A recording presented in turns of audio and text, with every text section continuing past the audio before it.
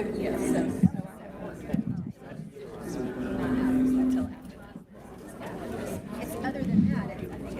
right. If I could have your attention, please, we're gonna get this meeting started. So, without further ado, I'm going to call the meeting of the APLX Executive Board to order. The first thing we're going to do is open with a word of prayer. Pastor Troy Town, come up and listen to word of prayer. May I ask a question? We'll have the public comment period where you're signed up, have a chance to speak. Prayer. We're gonna follow the decorum and the agenda, the protocol. So at this time, the council's gonna lead some prayer. I just wanted, today is Transgender Remembrance Day, and I just wanted to get that included in the prayer.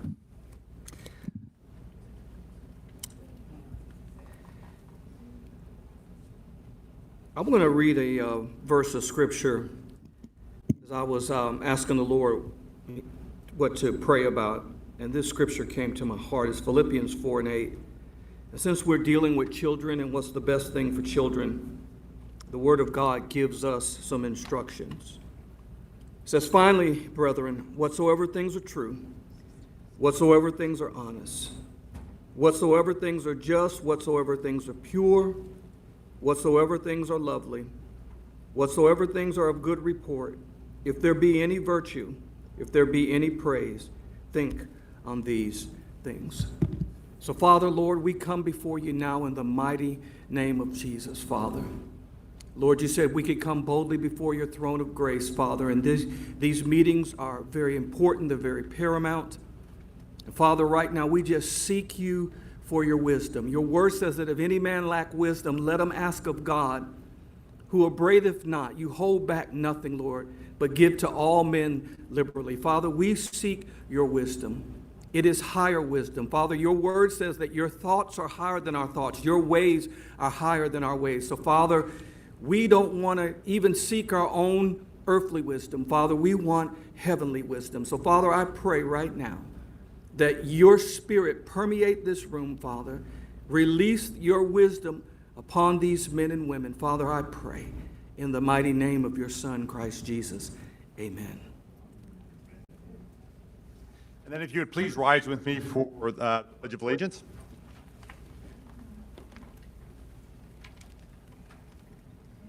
Salute, pledge. I pledge allegiance to the flag of the United States of America and to the republic for which it stands, one nation, under God, indivisible, with liberty and justice for all.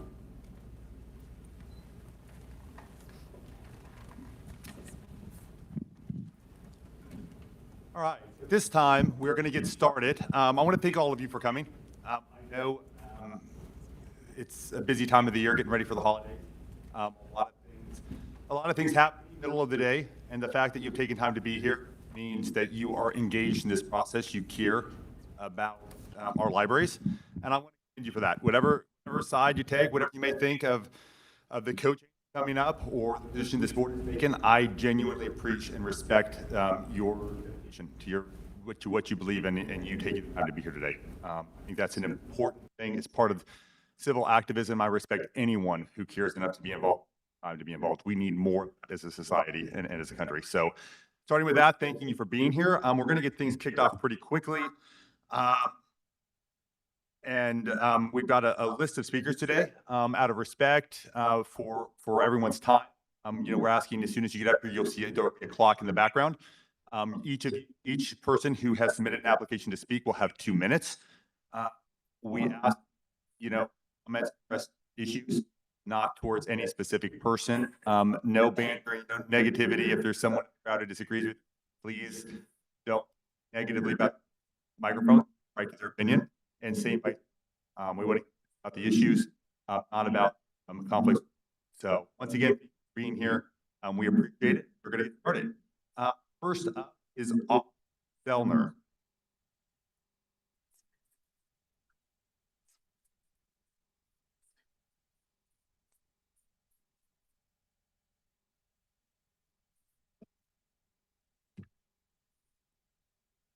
Hello. My name is Autumn Zellner, and I'm speaking today on behalf of Fairhope Library and the patrons who deserve transparency and responsible governance. For nearly a year, the Fairhope Public Library has complied with APLS-approved policies within the bounds of the law. During the dispute over book placement, policies were revised, procedures were followed, and every challenged title went through the established public challenge process. After review, some books were reshelved and others were confirmed to be properly placed. The library is in compliance, yet funding still has not been restored. To make matters worse, we have learned that funds belonging to the Fairhope Public Library were used elsewhere while this dispute remained unresolved. The public deserves to know why. Right now, the silence speaks louder than any policy. It no longer appears to be about procedure. It appears to be about censorship and punishment. That concern is amplified by the proposed administrative code changes. When the state controls which stories are allowed, it stops being about protection and becomes political intimidation. To illustrate the danger, imagine if this rule were written stating materials promoting Christian ideology or the concept of a God be considered inappropriate. You would immediately recognize that as censorship and discrimination. The principle doesn't change just because the targeted group does.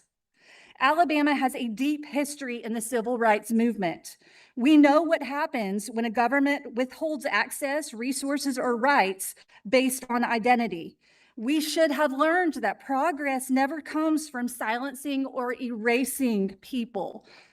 So today I ask plainly, will this board return the funds to the Fairhope Public Library? If not, what conditions remain unmet? And if the real intention is state-level control over library, Thank you. And you can finish your sentence. Like, we don't want, Katie, I see Katie over there shaking her head, no. She's gonna call time on you. I would let you finish your sentence.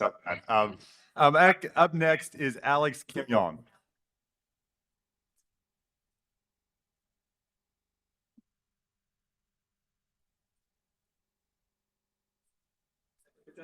I know. Hi, good afternoon. A couple weeks ago, a parent came into the library where I work, into the teen room, and asked for help looking for some books. The books they were looking for were not in the teen room, so we ended up leaving that section. But as we were looking, she asked me to explain to her son how to find things in the library based on the call number, how the library works, stuff like that. And I was explaining how the call numbers work. And when I got to YA and mentioned that was young adult, she said to her son, "No, you don't go in there without me." And I was like, all right, that's fair. You're a kid, you're the parent. But then she turned to me and she asked, is it mostly fiction in there? And at that point, I started to understand where this conversation might be going, given a lot of the misinformation and lies that have been spread about the contents of our young adult collections. So I said to her the truth as a practice librarian. There's a lot of fiction in there, runs a gamut of genres. I get the sense that your son's not into that, though. We do have nonfiction in here as well, ranging from study guides to self-help guides for teens about, like, if you're autistic or ADHD, how to navigate the world. And her face lit up. And she went, "You have guides for autistic teens?" And I said, "Yeah. You want to go back in there?" And I took her back into the teen room and I pulled the books off the shelf for her and I handed them over. And she was super stoked. And she was like, "Wow, you seem really learned. Like you really know what's going on in this room." And I said, "Yeah, I basically adopted the teens when we ran out of youth services librarians." And told her about some programming that we had. We had a teen takeover program. And that afternoon, her son came by himself into the teen program, hung out with some teens, made some friends. And I knew the real tell of whether or not I had reached this mom was if he came back, and he did. 2 weeks later, he did come back. And I was really lucky to have this opportunity, despite the misinformation that's being spread, because she was willing to talk to me face to face as her local librarian and understand what's actually in our collections and what we're actually there to do, which is not to indoctrinate. It's not to groom anybody, but to put resources in the hands of people who need them. Thank you. All right, up next is Marilyn Eubank. Fix the sound system. I'm having I wish we could. I'll tell you. I know it's really hard. All that's just with the concrete back wall. this size room, it's almost impossible. But we have worked on it. We've done the best we could with that. Ms. Eubank? All right. Up next, Hayden Howell.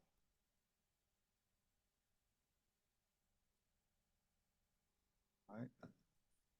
Dallas, you're up. You're up. Whoa. Well, let me hand these out before I start. If you want to hand them all to me, I'll pass them both ways. Save your time.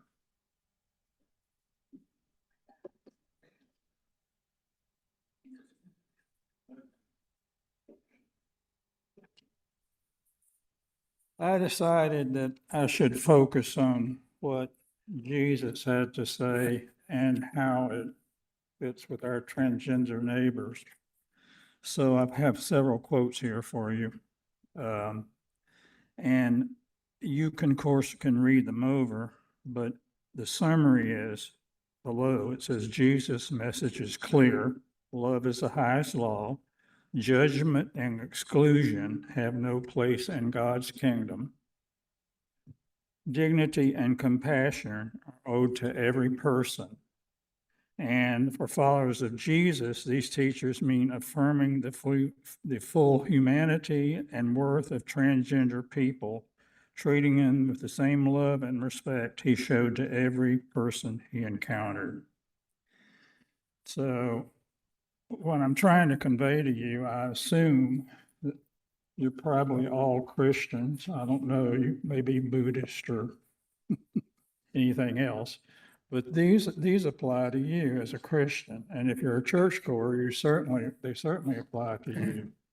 So I would like for you to give this a lot of consideration and think about it when you finally move towards adoption today of this change in the code.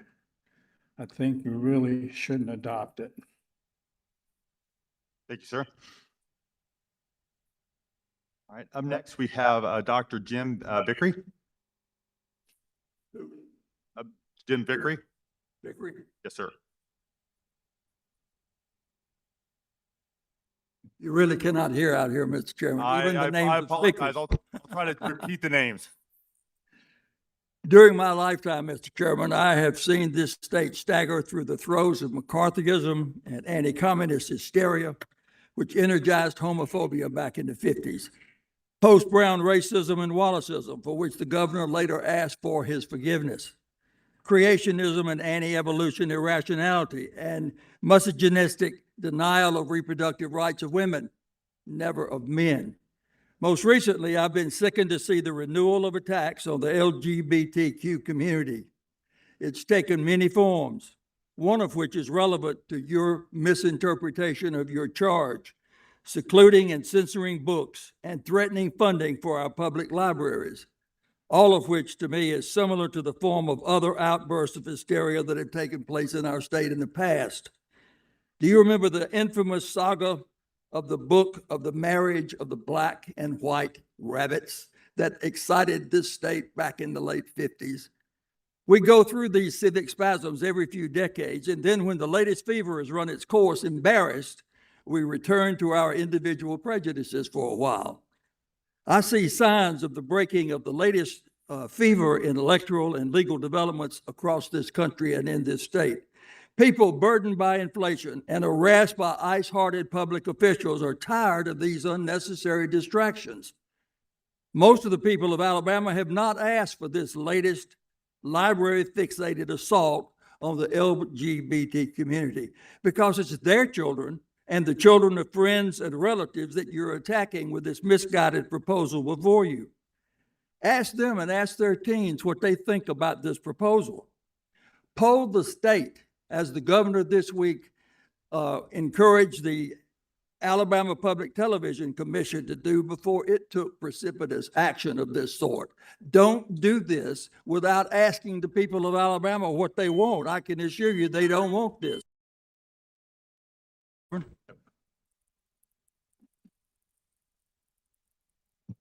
All right, up next, we have Tony Vaughn.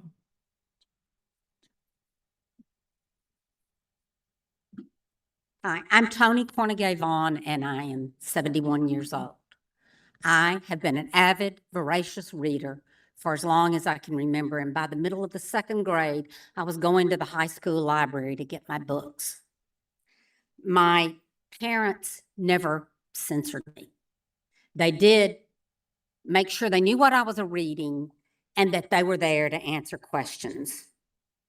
They talked with me about it, and I'll be honest, the hardest and most uncomfortable questions my mother told me at the age of 93 that I ever asked came from reading the Bible by the time, cover to cover, by the time I was in the third grade. That's where I learned the word rape. So imagine explaining to a 9-year-old rape. My parents didn't shy away from their job. They let me grow and learn. I'm the wife of an Army Ranger, a veteran military officer in the infantry who was deployed during the Cold War. My dad fought fascism in World War II under the seas of the South Pacific before he became a renowned educator, retiring as superintendent of education of Bibb County Schools. He believed every chance a child could learn was good. He believed short of pure pornography, and we may differ on what we think is pornography, if a child could read it, they should read it. I grew up in a world where people were separated by race, and kids grew up never being around Black people. They did not know how to deal with Black people. Now you're doing the same thing to LGBTQ kids. With my own child, I did what my parents did. But it was my responsibility as a parent, not the state's, not a group of board, but my responsibility.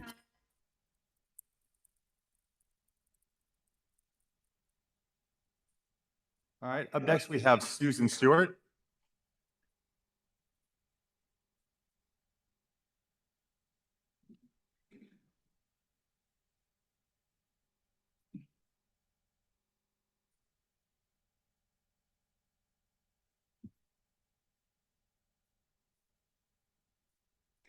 It's been more than 2 years since I first went to a library board meeting in Huntsville because I'd heard the library had hidden books that a few extremists found objectionable. I had no idea what lay in store. 2 years of listening to extremists cherry pick and misrepresent research to support claims that fly in the face of the opinions of the vast majority of medical experts who are united in recommending gender-affirming care for transgender children and teenagers. It has been disturbing to listen to them claim they are protecting their children while they harm everyone's children by denying them access to the information they need to protect themselves from predators, the tools they need to thrive in a complicated world, the exposure to diversity that makes the world a lot less scary. But it's never really been about the children. They are protecting themselves from having hard discussions, protecting themselves from having to try to understand the complex science of gender identity, and protecting themselves from having to acknowledge the fact that children have thoughts and feelings that are more complex than they want them to be. I'm not going to lie, it has been really rough sometimes dealing with the pervasive cruelty, but I had an epiphany the other day. This experience has given me incredible gifts. I have met amazing people on this journey, many of them the very people you are voting to erase today. I am lucky now to count them among my dearest friends. My friends are fierce defenders of the marginalized. My friends are funny, intelligent, creative, generous, and enormously kind human beings. For that, I am filled with joy and gratitude. I pity the bigots, I really do. It must be hard to live in a world where the response to difference is fear and disgust rather than curiosity. My world gets bigger every day. It becomes richer, more diverse, more beautiful, more interesting, and more filled with love. And you can't take that away from me.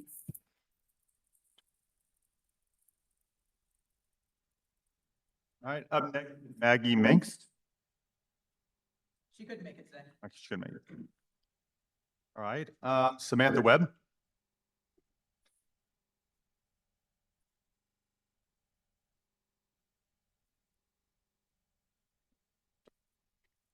Good afternoon. My name is Samantha Webb, and I live in Monticello. I want to add my voice to those opposing the code change. I want to take one last opportunity to tell you that passing this change is wrong. People have talked about parents' rights, but which parents are we talking about? How can you not see that this is exclusionary and discriminatory? You are a government agency. If you pass this code change, you'll be engaging in government censorship of viewpoints that you personally do not like. If you vote to pass this code change, you'll be imposing your own ideology on public institutions, and that's wrong. You can dress it up as alignment with state laws, federal executive orders, but it still flies in the face of the First Amendment. Please don't pass this code. Get back to true conservative principles and align yourself with the First Amendment. And as somebody said, this is the Transgender Day of Remembrance, and codes like this do not help that population.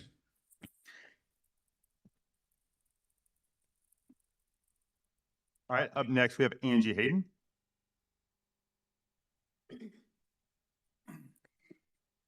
So we are about to watch this board pass an unconstitutional amendment that bans a minority group of Alabama citizens from library collections. It's viewpoint discrimination, violation of constitutional rights, and it is massive government overreach.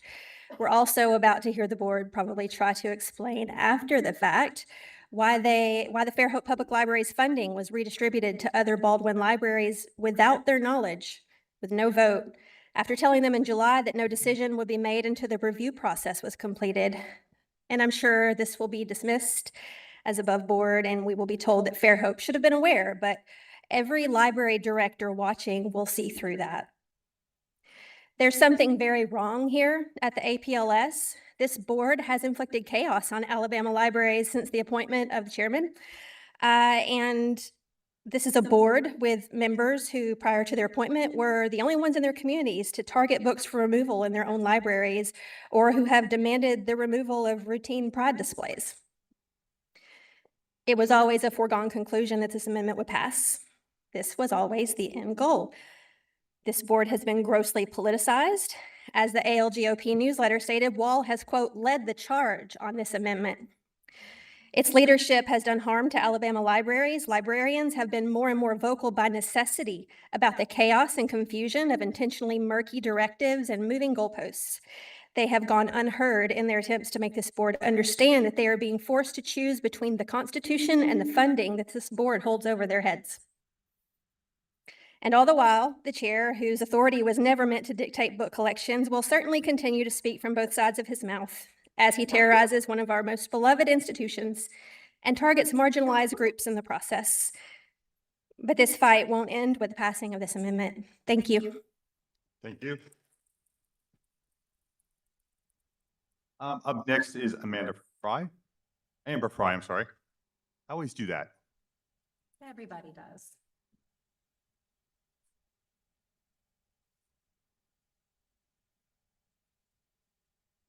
I lost my place. Sorry, 1 second. You're good.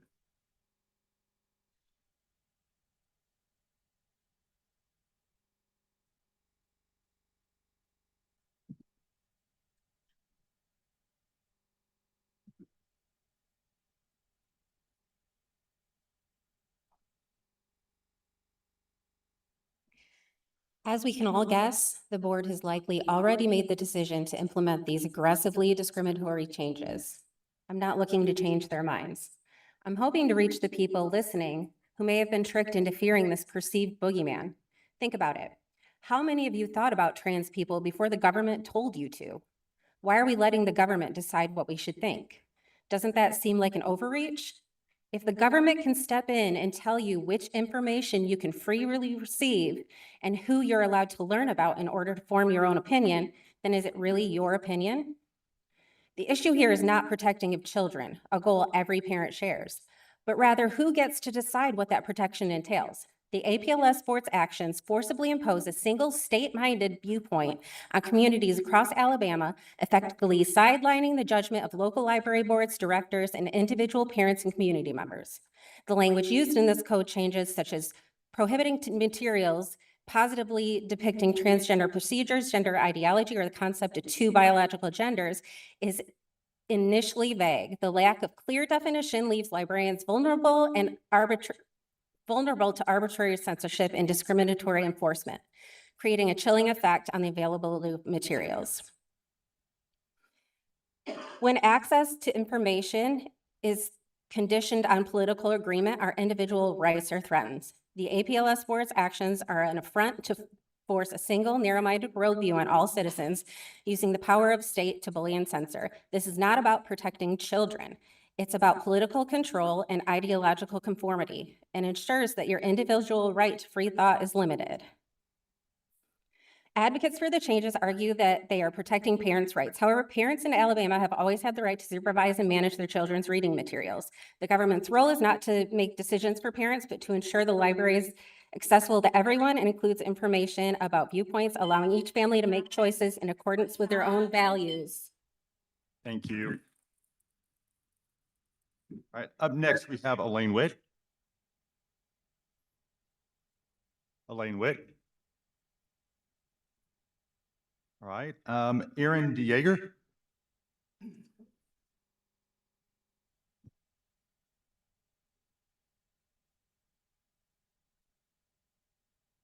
Hello, I am Erin DeJager from Huntsville. As you have been informed, today is Trans Day of Remembrance. Today we honor our friends and family who we have lost to suicide or violence in the past year, and remember those we have left behind in our search for a peaceful life.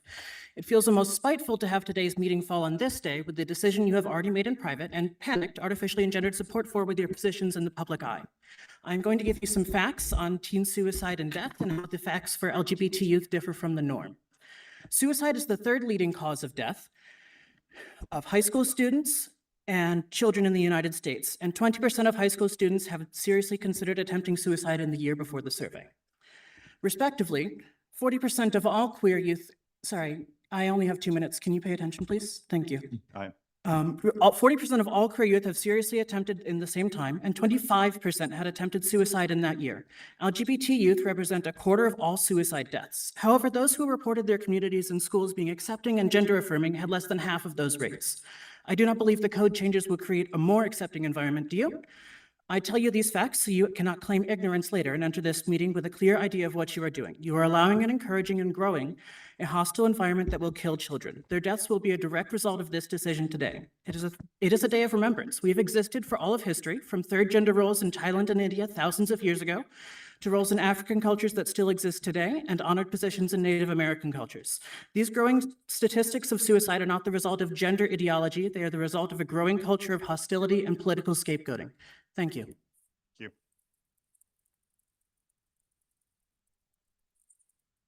All right, so that was our final speaker. And I once again appreciate all of you for being here. I always like to try to address a few things at the end, although some people tell me I shouldn't, but I think it's important because I think transparency is healthy. And that's something that is important to me.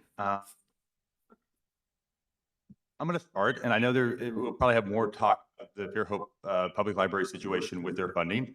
I want everyone to know there were some things that I wish the press would have communicated better with that, in the fact that this board never took a vote for that funding to not do Fairhope.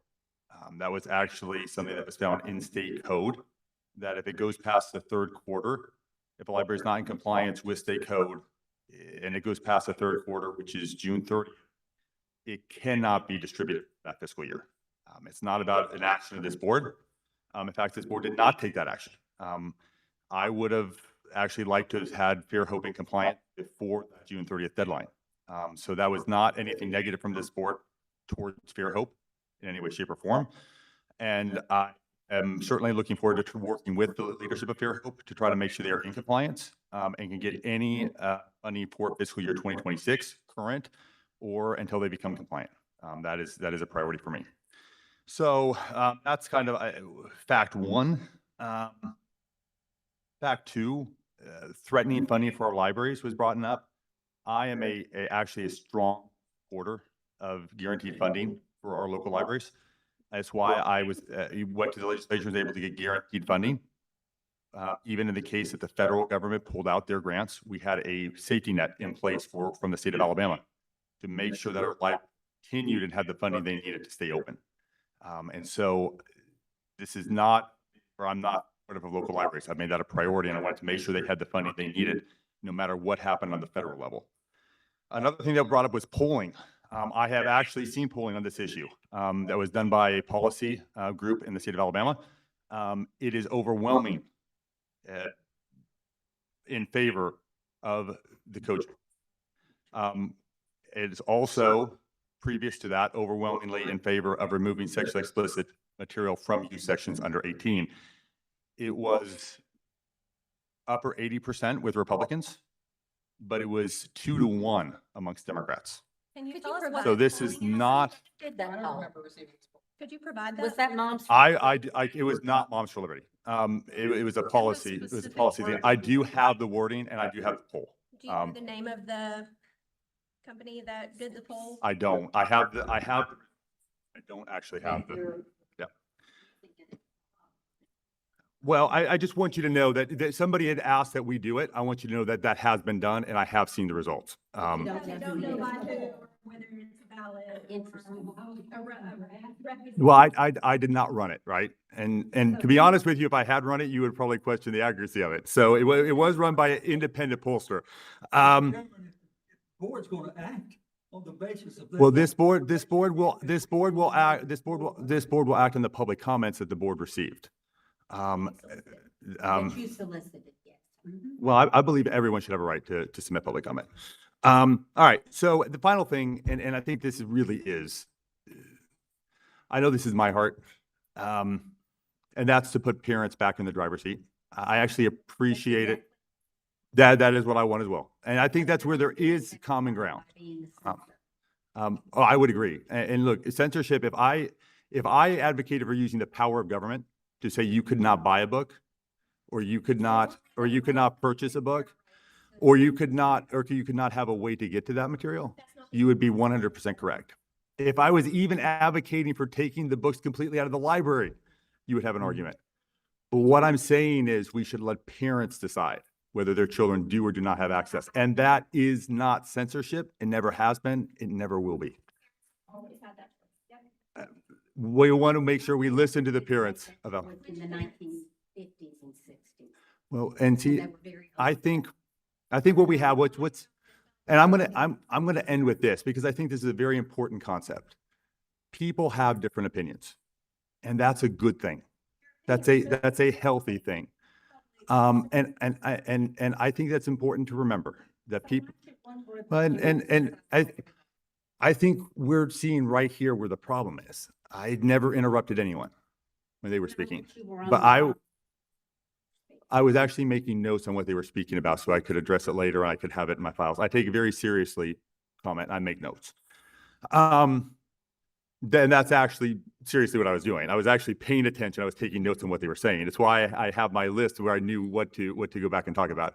But look, you can assume the worst of people. There's an old Abraham Lincoln quote that I love, and it says, if you look for the bad in someone, you'll find it. And if you look for the good in someone, you'll find it. So this is what I want to tell you. If I could share one thing with you today, it would be this. People are going to have different ideas. They're going to have different perspectives, and they're going to have different worldviews. That's okay.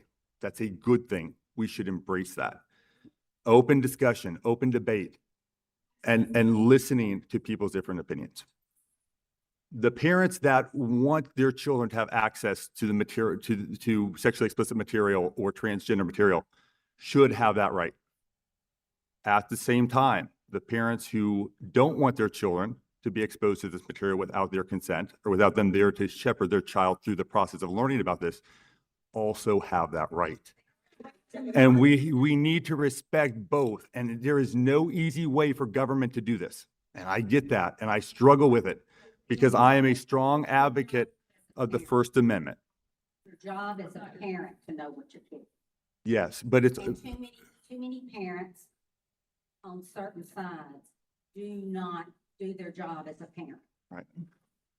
I cannot honestly tell a parent that I think they should have to have more than one child and they're at the library, that it's their job to make sure their child doesn't pick up a book in the children's section. It is their job. We have standards across the board since the beginning of time. Society, across all cultures have protected children from hard subjects, things like sexuality, things like violence. Today, ma'am, I challenge you to find one library in the entire country that has an adult Bible in a children's section. We have children's Bibles. We, though parents on this side, hold ourselves to the same standard. You're not going to find a full-length Bible in a children's section. Why? Because there are complicated things in the Bible that some parents may want to read to their child and take into account. We're not being hypocrites here. You brought up a great example. The Bible is a great example. There is a reason children's Bibles exist, because we do take this seriously. And I'm going to reiterate what I was saying. Since the beginning of time, across all societies, people have protected their children from things that are hard, like extreme violence, sexuality. Today, alcohol, cigarettes, buying a firearm.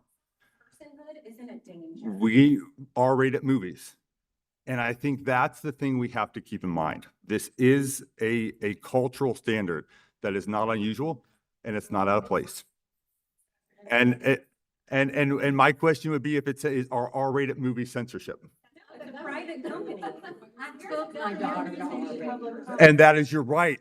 Just like you could give your daughter an access to an adult library card that would then allow her to have access to the material. Same standard. All we're asking for are the simple protections that have been in place in so many other arenas for years. Going forward.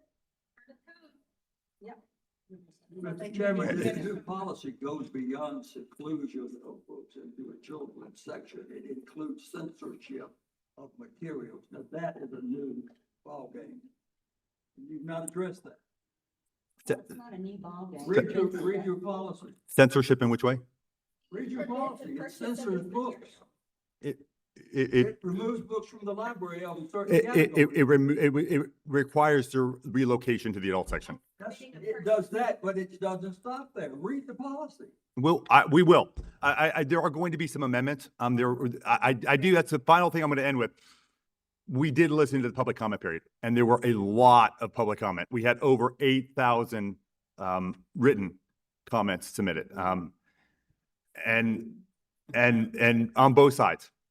And then there was oral public comment, and I very much appreciated those who took the time to write. And there are things that we received that we heard that I'm going to recommend to the board today that we do amend. And so we'll be looking in depth at that policy. And my commitment to you is, if there's direct censorship, I do oppose direct censorship, and I believe in the First Amendment. So, all right, thank you all. I appreciate you again for you all being here. We're gonna adjourn to take a 5-minute recess, and let everyone have a bathroom break, and then we'll re-adjourn the boardroom momentarily. All right, thank you all. That started out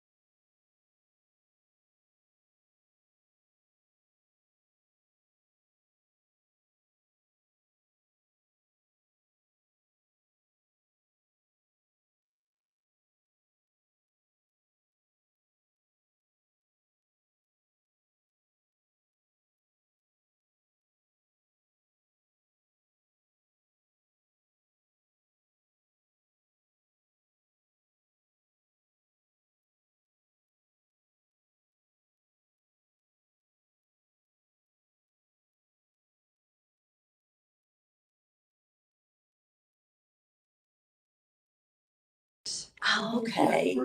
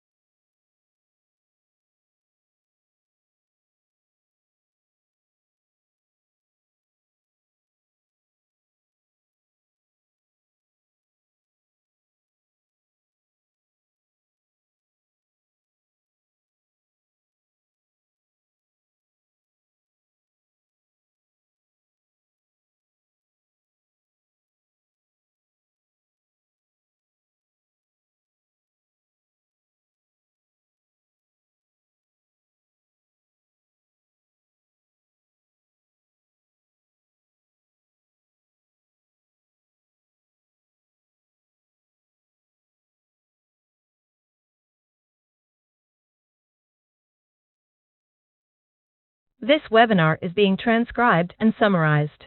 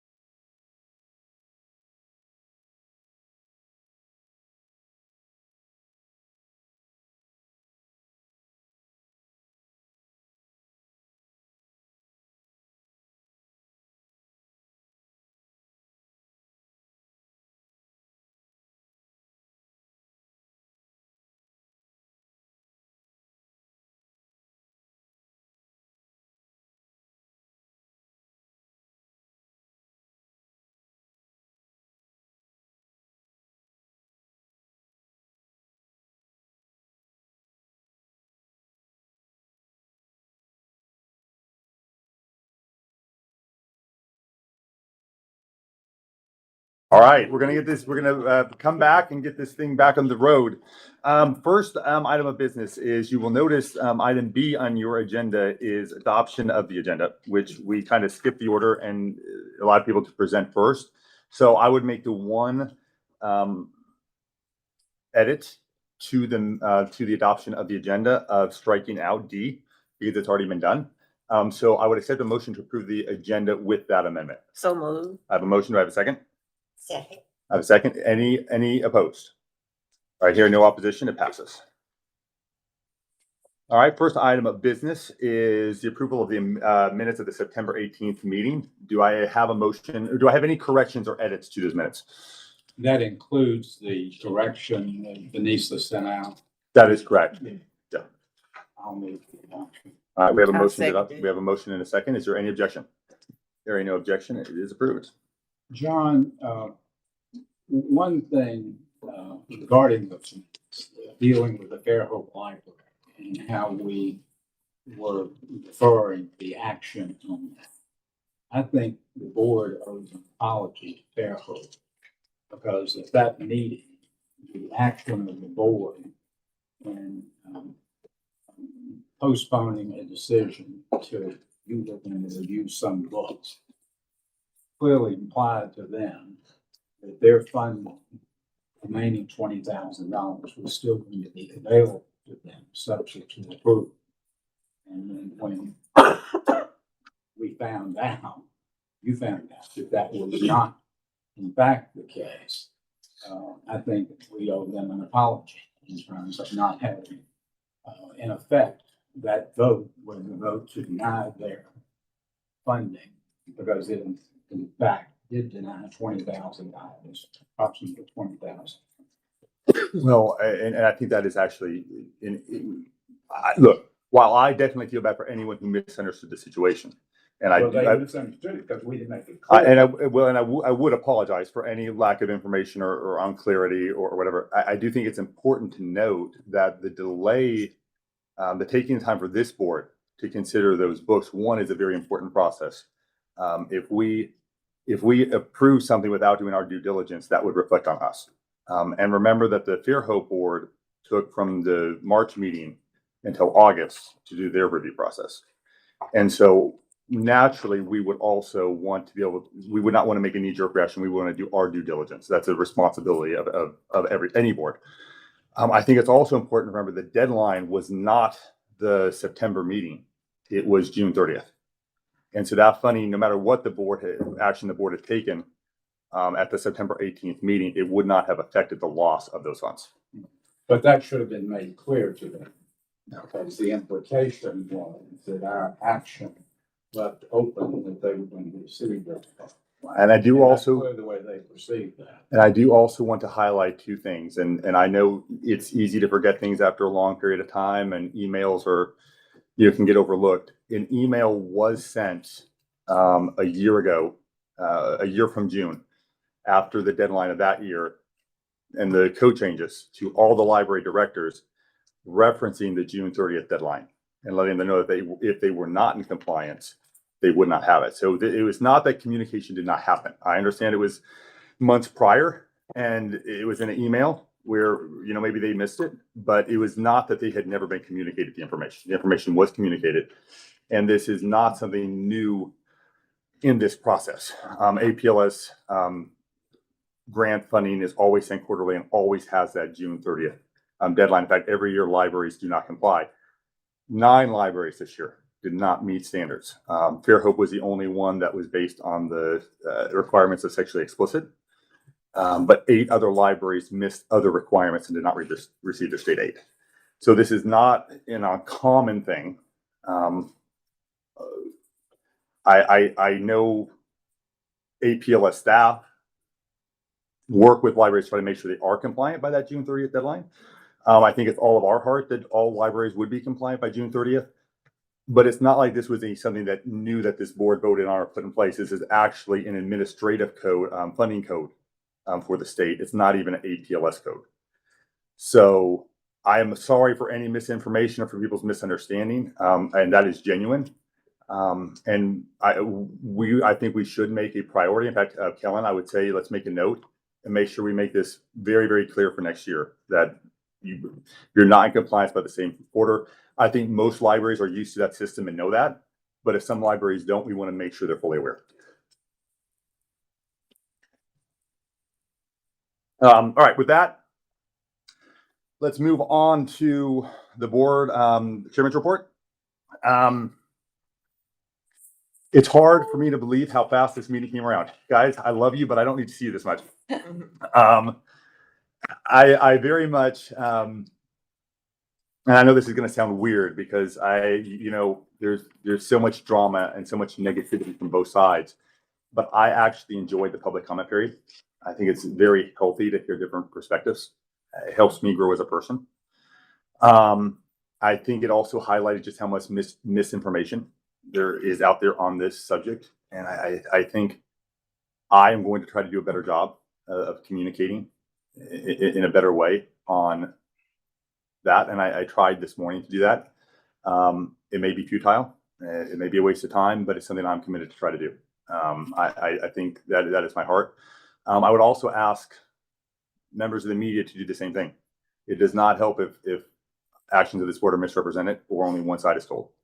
And I think it's important if we want to create a better society, if we want to create a better understanding between groups, it has to be done through open communication.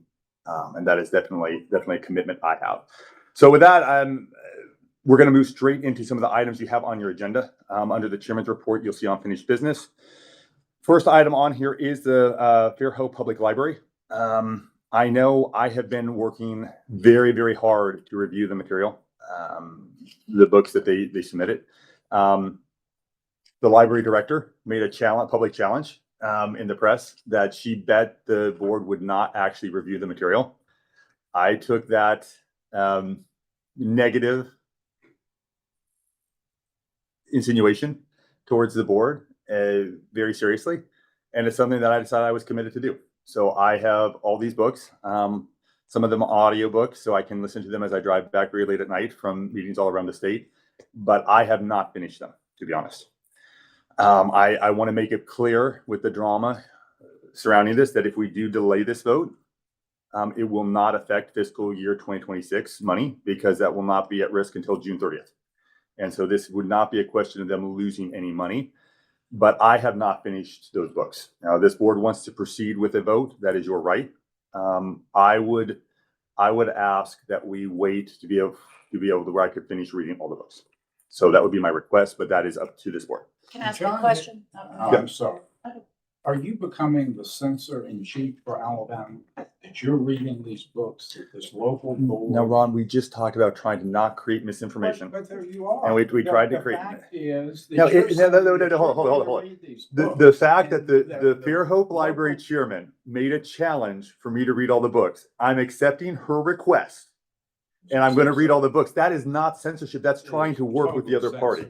It's trying to work with the other party. Make a motion. We've heard what Fairhope has done. We heard that I think they have more people with master's degrees than this agency does. They reviewed those books. They told us how their board was two board members read each book. They reported to us how some of those books they did move, some they thought was appropriate. As I've said before, it is not this role of this board to second guess local library decisions for local communities, for us to get into the business, the 226 libraries in the state, to reviewing what books they have in their library. So I would again move that we restore Fairhope's funding now. Okay, we have Can I ask some questions? well, we have a motion. Is there a second for that motion? Second. We have a motion and a second. We'll take a vote. All in favor, say aye. All those opposed? How many are opposing? So let's take a roll call vote. Thank you. Would the secretary take a roll call vote? I have questions, so I don't feel like I. Oh, should vote. okay. No. That's actually, I'm actually out of order. After we have a motion and a second, there is discussion. Yes, the floor is yours. I'm sorry. Okay, I have questions. Okay, number one, in taking what Ron is saying, I don't think as a board, yes, we were challenged to read the books, and I think we should when we're making decisions on this. I think it's a good thing. But I also agree with what he's saying. We're not doing it to become censors of libraries. We're doing it to become informed. My question is, how many books are we talking about? And is it a question of whether or not these books meet the definition of sexual material and does that affect the new policy, which is going to be clarified? Is any of that affected by this? Yeah, so it would not be affected by the new policy, because the new policy is not in place. And Okay. even if the board votes in favor of the new policies today, they are not, they have to go through another level at the legislative code level with the legislature before they're actually implemented. So nothing here is in discuss with the new policy changes. As far as the other questions, and forgive me if my numbers are a little off, because it's from memory. I believe there were 17 books and questions that parents in Fair Hope had challenged. Of those, Fair Hope moved 7 after their review process. That leaves 10 books that parents had requested be moved, but the Fair Hope Library did not move. And so the question is, do those 10 books meet the definition of sexually explicit under state code? So then my follow-up question to that would be, so going forward, so with all the libraries we have in the state, if certain libraries say this meets the definition and we're going to move it, and they've moved it to a restricted section because it's sexual material, and then other libraries read it and say, no, that's not sexual at all. Is there a process where it goes through the APLS and not the board specifically? Has that been set up? Because there should be some consistency, and you can't say, well, you can't have library. I mean, this is going to become. I understand what you're saying. There needs to be consistency, right? Yeah. And I think that, and we've talked about this before, the difference with Fair Hope was when parents had went to the Fair Hope Public Library to try to work it out on the local level, the Fair Hope Library refused.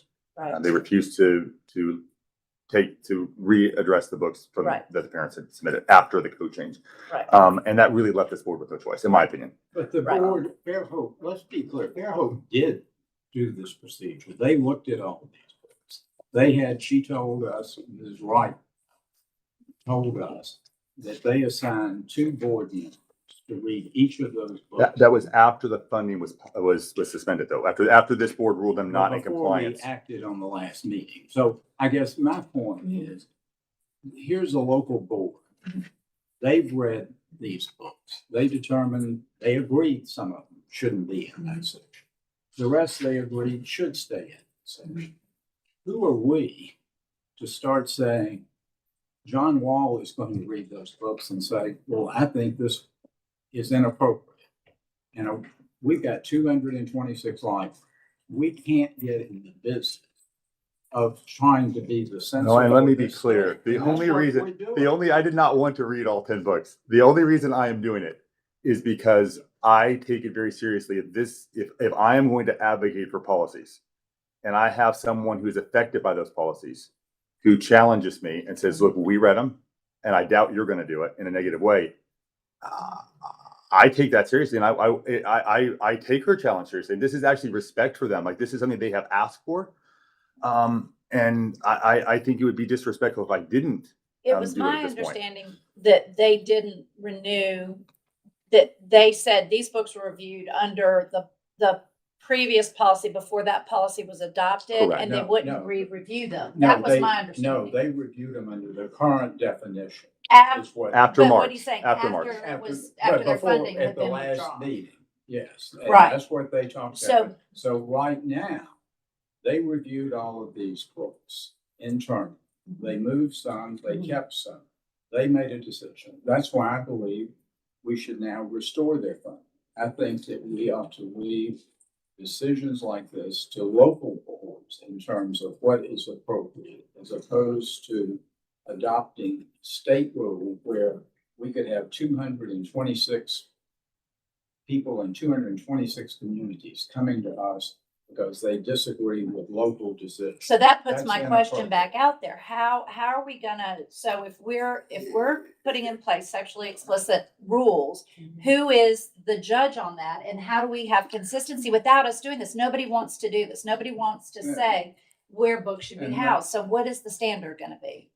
One thing I'll say is, I feel like they are complying with the obscenity part, but the rest of the policy says sexually explicit. And they are not moving the sexually explicit according to the definitions we all voted for. Why do we have policies and definitions that this board voted for if we're not going to follow them? What is the point of that? Well, but I think. And I can give you an example. This book, Doing It, okay? This is one of the books they chose to keep there. It talks about a sexual relationship with the teacher. It tells graphic sexual information in this book. So you could say it's not obscene, but it is sexually explicit. Doing It. Look it up. Read it. Have you read it? No, I don't Okay. think that's our role. Okay. See, that's where we differ. Because But what why this did we board is pass the going down policy the of path sexually explicit if we're not Well, going and to follow it? The local board reviewed those books. in They light of reviewed those it based on definitions, and- obscenity, No, but they not reviewed it all- definitions of Oh, sexually Ms. White explicit. said I they look, reviewed and it all the I way. think this is the question. This is why it is important for this board to be involved, because we do have a situation where a board, at this point, by their own admission, by the fact they moved 7 of the books they refused to move before, after the code change had passed. They were refusing to move books that they have now admitted do not meet the code, right? Every other library in the state, don't think that Fairhope is the only library we've received, parents have reached out to us Right. about, right? The Right. vast majority. I have, those who have contacted me, and I'm sure each of you have your own stories. I have been able to get them in touch. I never say, "Oh, bring it to the state. We want to be the censors of the state," like Ron is submitting that I am. It's quite the opposite. Every chance I get, I take those people and I get them in touch with their local library leaders, whether it's the directors or the board members, and I try to create peace. I hate to take you out here, and I hope you don't mind. I've done the same thing at the Mobile Library. We have the Mobile Library director here. That's my heart. I don't want this board to become the board of censorship. Mhm. I want this board to become the board of peacemakers who treat people with respect, who demand accountability, and who don't turn a blind eye if there are bad actors. But if a library is trying to do the right thing, and they're trying to work with their local patrons, and they're trying to follow state code, you're never going to hear me talk about trying to put restrictions on them or hit them over the head. We're going to give them the time they need. We're going to work with them. And I think that's the difference here. What Fairhope has done is they openly refuse to listen to parents, to hear their redress of grievance, even after they were asked to multiple times. And that really did leave this board with no decision and no negativity towards Fairhope. The fact that they moved 7 books, they admitted their guilt of disobeying the state code. So what do you feel like their action needs to be in compliance? Well, I think that the what the we're- question is, do those 10 other books contain Sexually material explicit. that is against state code? Right. Correct. And the Not just give you an Fairhope example of Library one that Board does.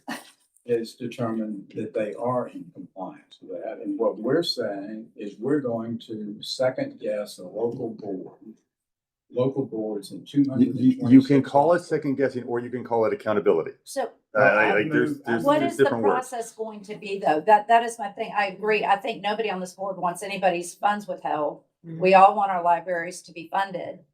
So what is the process going to be to determine if if this book is reviewed by any library and is determined it's sexually explicit?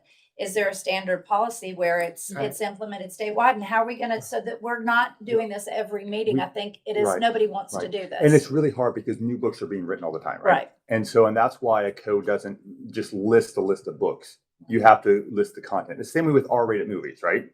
You have the content that is what turns a movie into an R-rated movie. Right. It's the same thing with book. It's the content of the book that decides whether it is or is not sexually explicit. Right. And so you can't just put together a list of books because that's ever changing. And And so Fairhope it's- has a young adult section where these books that are sexually explicit can go, correct?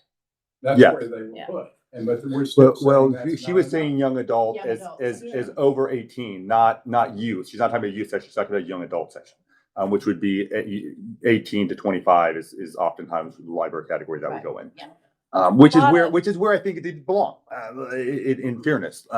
Still a young Well, a adult lot of section, but Books that are targeted for young people that are about more sensitive subjects like death or suicide and Would go into a sexuality and all young that adult stuff should section. all go in that young adult yes, section. where it's over 18, but still a young adult section. It just, I see both points, and that is my concern, is that we don't want to become censors, and that I wish there was a way, whether it's through the APLS staff or whatever, to say, once a book gets brought before the board's attention, and it doesn't have to be the board, it could also be the APLS that says this is sexually explicit, then other libraries could then know that it should be housed in young adults, so that we're not Well, policing. And to be honest, I think that's one of the look, like I said, the only reason I'm reading the books is because I was challenged Right, by the and Fair I Health agree for with that, Life, and I right? think Like, once again, think this is it's not what important. I don't want somebody to think Right. that I'm reading these so I can censor somebody. It's the opposite. I'm reading them out of respect for, Right, and I for think that, for that is- challenge. I think that's honorable. I mean, I think that's a good thing to do, is for us to be knowledgeable on what we're talking about. I don't think that's a bad thing. But I think you're right. Moving forward, if there was a review type process where we could look at them and it could be cross-referenced with the definitions passed by the state to give libraries more clarity, that could be something that was very helpful, because libraries could say, hey, look. So I think that's a discussion for later. Obviously it's not in effect now. It's not going to help us with this decision today. But I think that would be something that would be very positive for the APLS to look into for the future. Okay. I wouldn't know how to vote on this, because there's two, I'm really torn on. I agree with both things. Has Fairhope, they've recognized that they didn't do, and their funds aren't going to be restored for 25 anyway, correct? Correct. Because they have already Correct. exceeded the deadline. So So- what is the point in voting? Is Can we- there a point? There is not. Because we're There's not. going into, There is no we're in a point. new fiscal year, so that's why it's important. They start they getting haven't, their quarterly they, payments. right, They have a could- certain there period. is a quarterly payment, but all of it could be refunded as long as they're in compliance before June 30th of 2026. Okay. But the way we're going to decide they're not in compliance is this board is turning itself into a board of censorship. And it's going to second guess the decisions made by highly respected board members. But in Ron, Fairhope. once again, by a board that has now admitted Well, they they made a also- mistake, or Well, they were wrong on 7 books. Like we're not talking about. But they- I don't want to be now I don't said- want to be negative, but you're pulling me into this because Right. when Well, you're in it. saying You we are don't want fully in to it. we You we become don't we the don't want to be a board of censor censorship, in chief and we of want to the let state. the experts make the decision. But we have experts who now are saying yes, 7 of the books we said were okay or And not now- okay. And now they're saying that the other 10, if that's the number, they've reviewed separately by their professional librarians, and two of board members read each of those, and they determined they could say. But we're repeating the same thing. So I call the question in terms of, because there's been a motion in a second, so. I think we're ready to vote because no one else wants to delay a vote, right? Anybody else have anything else you want to talk about? I'd prefer to delay the vote, simply because until the 10 books have been determined, whether if they voted not to move 10 books that may or may not be sexually explicit, I think somebody has to review them and say either they are or they aren't, so we know what we're talking Would about. you like to make a motion to delay this vote until the next meeting? Yes, I would. I have a motion to delay this vote until the next meeting. Do Yes. It would be to amend that. It would be to amend that. And that's a different motion. Okay, all right. So we'll have to vote this down and then take that vote. Okay. All right. All in favor of restoring the funding today, say aye. Aye. All those opposed? Can I abstain? Yeah, I feel like I'm gonna abstain too. So we had 2 abstentions, So 2 John's gonna break the 2 vote. no votes, and 2 yes. I'm strongly in favor of waiting until the next meeting because I want to fulfill the request of the Fairhope Library Board Director. So and read can the I books. make a motion that we, There's no need to make the motion okay, at we this don't point. need to, Right. okay, just by it feeling out. Excuse me, I'm sorry. Can I need to know the 2 that voted no or whatever. I'm sorry. So there were 2 in favor, Ron Schneider and Angela Stokes, and then there were Okay. 3 opposed. Amy Mitten, Debbie, and Windsor. I know your name. And John Wall. Okay, And Drea and Cassandra abstained. right.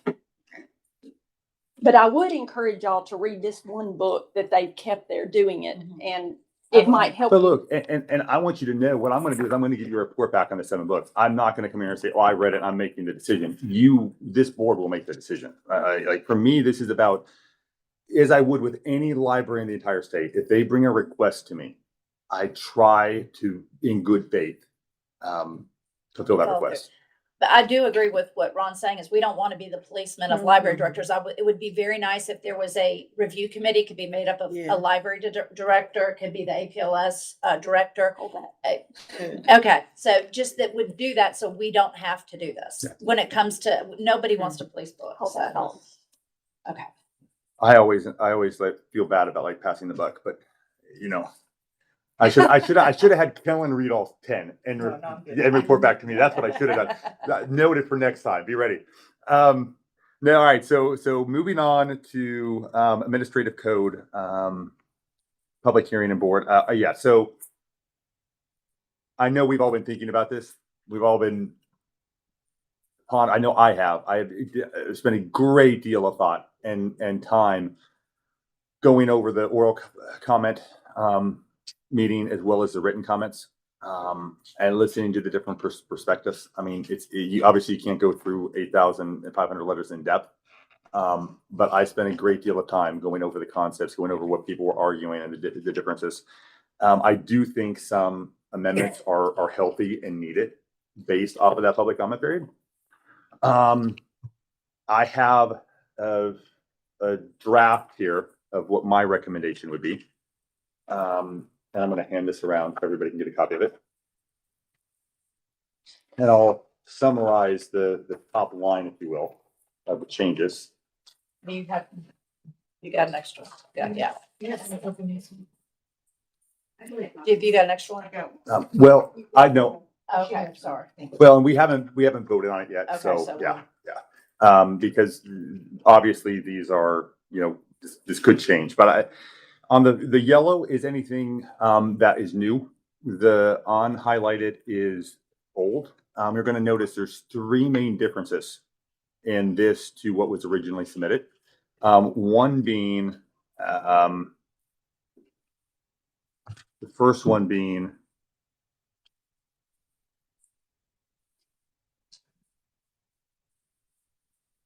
the addition of some language in that first paragraph. Just making it clear in general was the attempt. And the only significant change is that we're taking out positively depicts, because I felt like that was under that wording, listening to the concerns of those in the transgender community, that would allow material that was negative towards them. And I don't think that was ever the intent. And I think it's very healthy that we should not be allowing negative content and not positive content. This should be about, if this topic is something that's sensitive, that we want parents to make the decision what their children are being exposed to, it should be consistent across the board and not just require movement of positive depiction, but of all depiction. And so that's the major change in that section. Then on the second highlighted period, you're going to see this is clarification based off of public comment on youth library cards.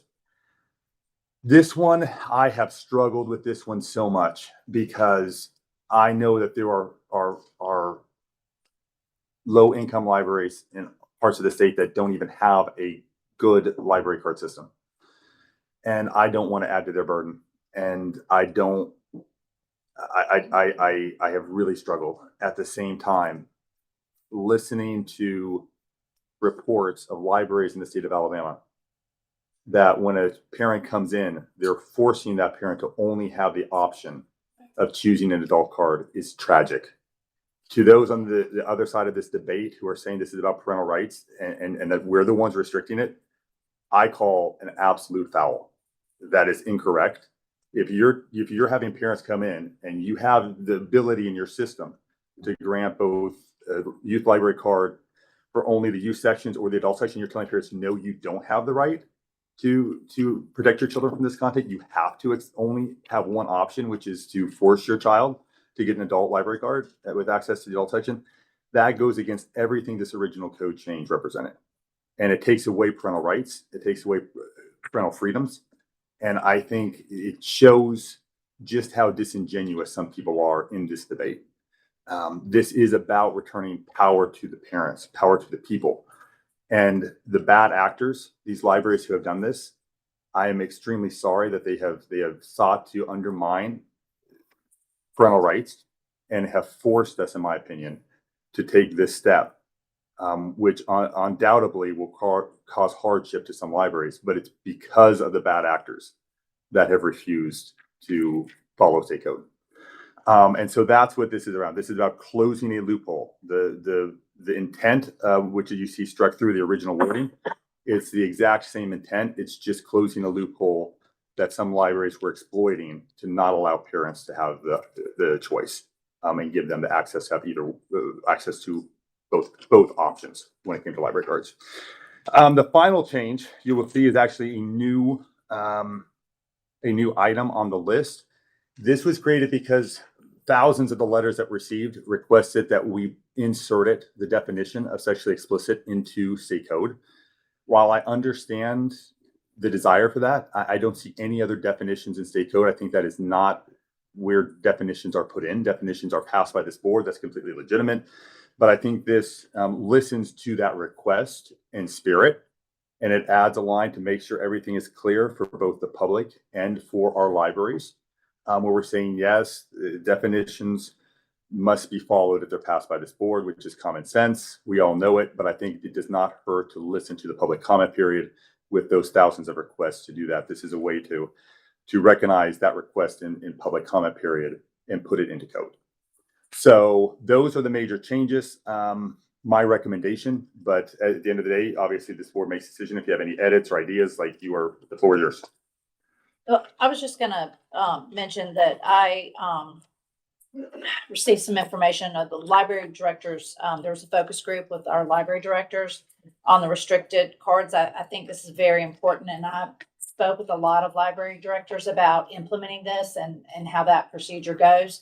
And the feedback there was very much universal feedback from our library directors was that if the APLS board chooses, and this is kind of a quote, if the APLS board chooses to mandate restricted cards, the language of the code must clearly express the board's intent while also preserving the flexibility libraries need to best serve their individual communities. And I agree with that.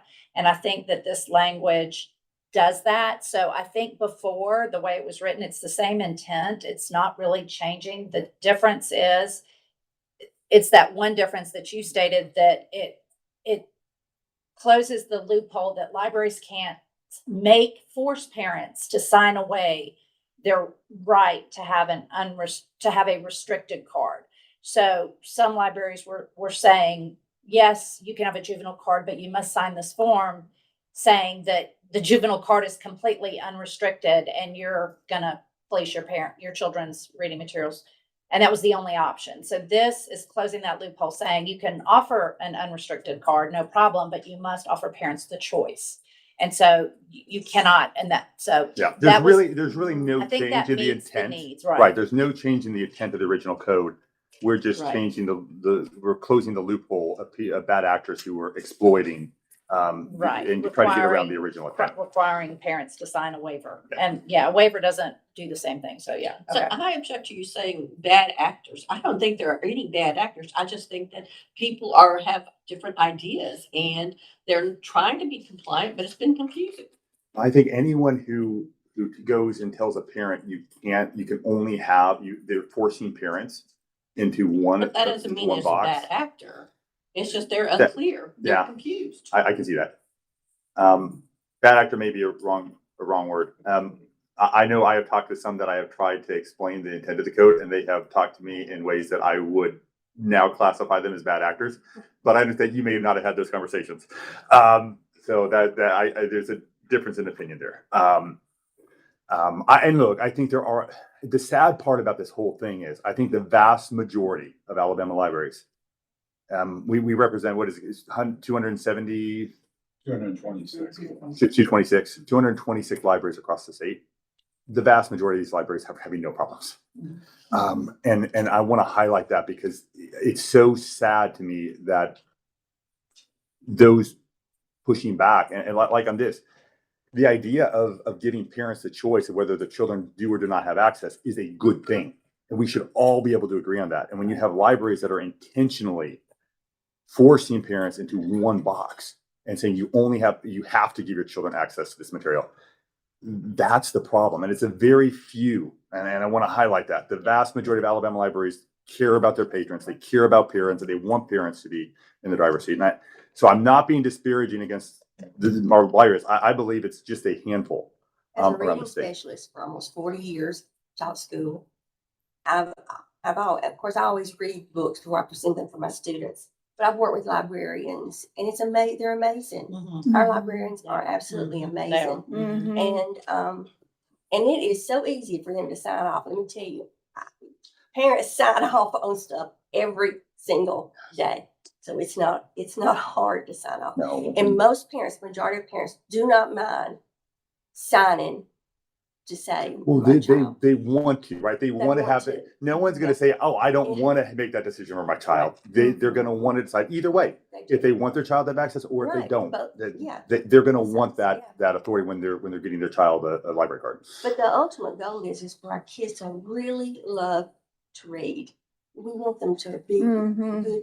We want them to be readers and to be good citizens of our great state. And so, and we set an example for that. That's right. I would like to say that a big request to the media in here. This is based on public comment. 9,000, almost 9,000 letters and public comments. So please, when you write your articles, this is not just the APLS's decision. This is not my decision. Go read the letters for yourself. They're saved. This people had to sign their address, their names. This is what the majority of people in Alabama want. 80% of the people want this policy.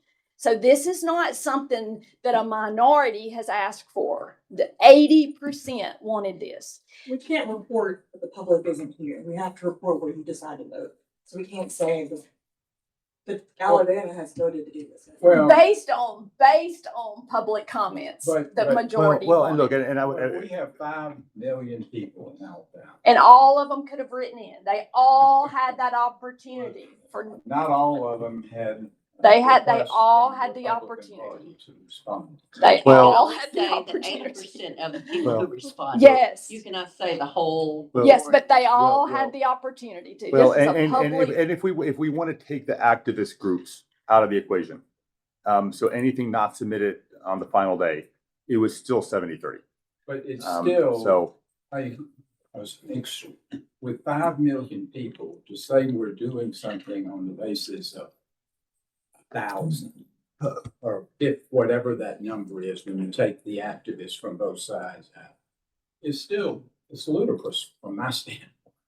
Yes, very small It's statistically. and to sort of argue statistically, this is what Alabama wants. Just doesn't have any. What's the same thing with no offense, but that's always what those who don't win the numbers game say, right? Well, this was the. Look, there's a reason we do public comment, and it's because we want feedback. And this board, the agency, the press, all reported that we wanted to hear from everyone. Well, and we saw the public comment today. I don't think there was one person today who spoke. Well, this was not a public comment but it was on the same issues that we were debating. And all of the people who spoke today were unanimously against. Right, but this was not advertised publicly at all. So this was not a public comment period. But we gave 45 days advertised public comment. The press reported on it. The people of Alabama had opportunity to see it, and those that responded was overwhelmingly in favor of this code change. That is a very fair statement. I also want to highlight to those who have tried to make this say this was already done, the wording was all done and finished before this even happened. That is not true. And you can see it based on the edits, the amendments, based on the public comment. And that's why you have public comment. That's why it's so important. You learn from people. And so I'm actually excited about the public comment. I there are my recommend edits come from both sides of the argument, not just one. And I think that's important to remember. This was not a process that was done from the beginning. This is a working process where we did receive input from the public and we made the code change better based on their input. What about the words sexual identity? Is that going to be included or not? Because I know that was included in a lot of the letters, but I don't see it here.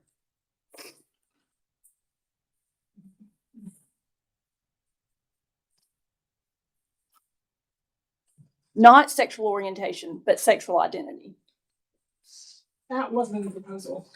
Huh? That wasn't in your proposal. I pulled it up. Okay. Correct. It was not in the original No, proposal, but it was in the wording of the letters. That's what we're saying. Okay. Was that an amendment you would like to add? Yes. Okay. We have a recommended amendment that would be in the second highlighted paragraph. After gender ideology, add sexual identity. Yes. Not sexual orientation, just sexual identity for children. Is it gender ideology? It pretty much. That's what I think. It's the same thing. It was requested by the public comment, I think is what you were saying. That was just a different term for it. No, Would you like to make that motion? I think gender ideology Is the same thing? Yeah. Yeah. Okay. Didn't know.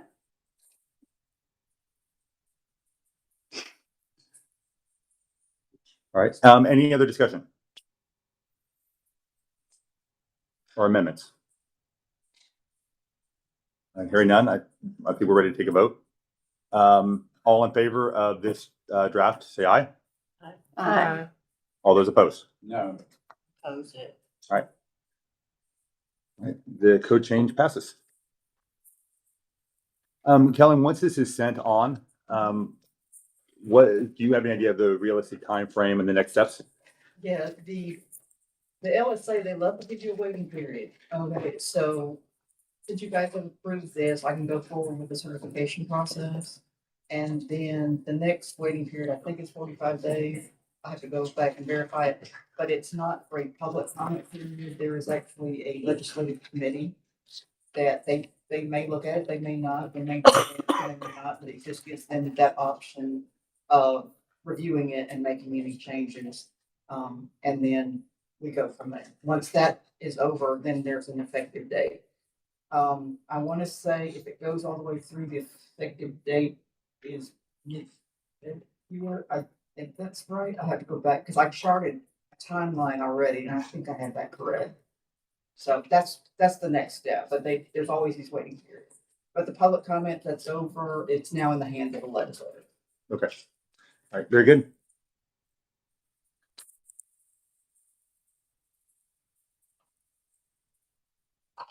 I'm right. pretty good at it. You're getting your practice? All right. Up next, we have certification of administrative. We just did. Okay. Yep. Yes, So status of director search. Here's a fun one. So can I speak on that? Yes, we're gonna Y'all gonna leave? let them leave the room since they're both on the.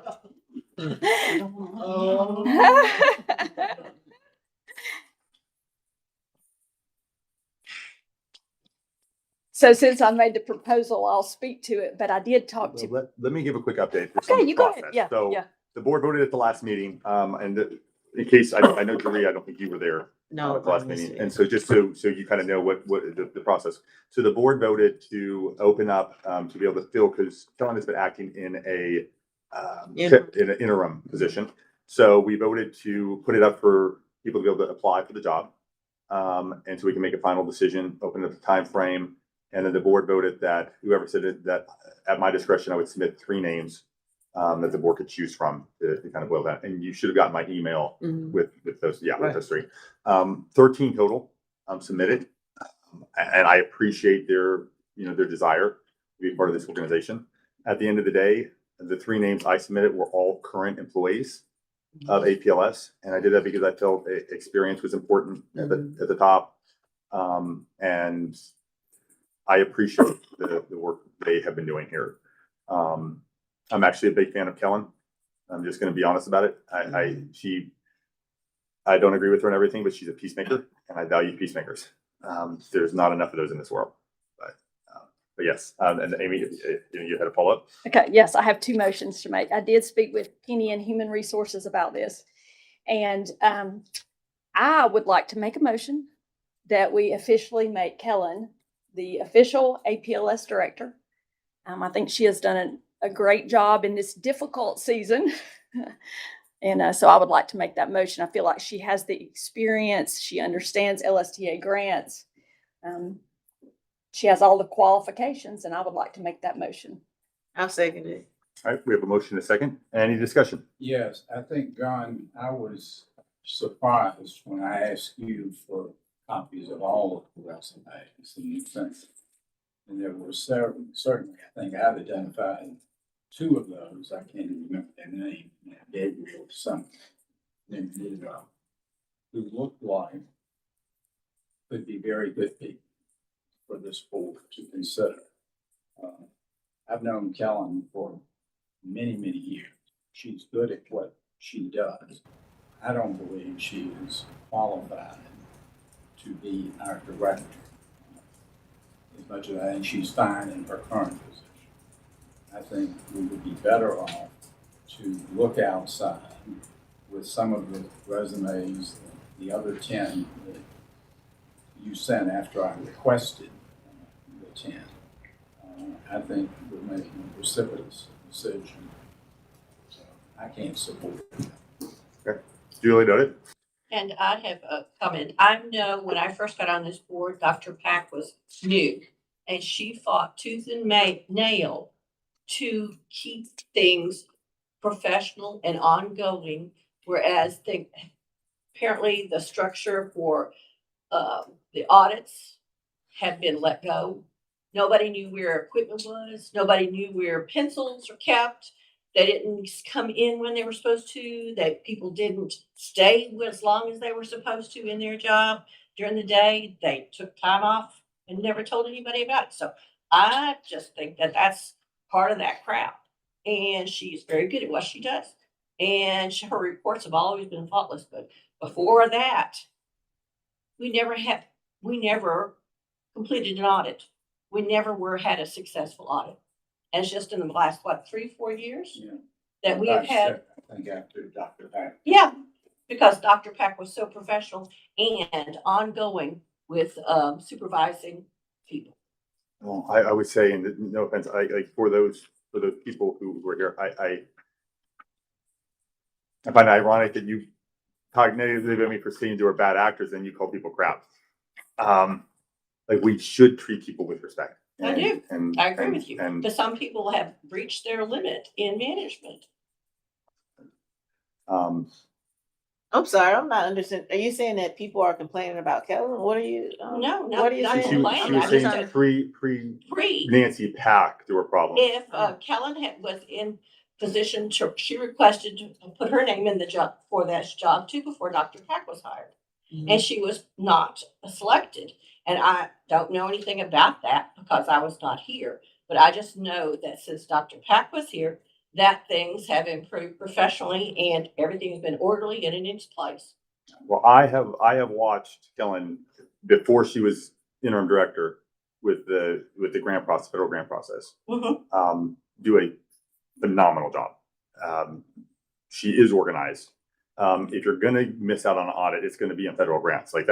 That's where you want to put someone who can make sure things are in order, and they're not. And we have a perfect record on that. Who was the director before Director Pack? I'm sorry? Who was the director before Dr. Pack? I don't know. I was not the only one I don't know.